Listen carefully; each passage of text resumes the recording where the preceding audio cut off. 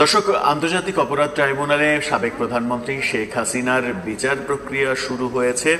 এই ঘটনাটা আমরা আজকে দেখেছি। এই ঘটনা টেলিভিশনের মাধ্যমেও সারা বিশ্ব দেখেছে।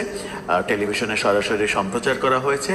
যখন শেখ হাসিনার বিচার প্রক্রিয়া শুরু হলো তখন পাকিস্তান থেকে একটা ভয়াবহ খবর বেশ নাড়া দিয়েছে। পাকিস্তানের একটি জঙ্গি গোষ্ঠী জুলাই আন্দোলনের জুলাই আগস্ট যে অভ্যুত্থান, সেই অভ্যুত্থানকে নিজেদের অর্জন হিসেবে ঘোষণা করেছে এবং তারা ৭১-এর প্রতিশোধ নিয়েছে এমনটা ঘোষণা করেছে।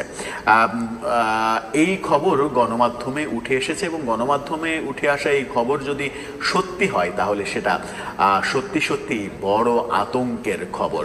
কি বলছে গণমাধ্যম, কি আসলে বাস্তবতা, সেই আলোচনা করবো এই ভিডিওতে। থাকবেন পলিটিক্স টিভির নিয়মিত আয়োজনে।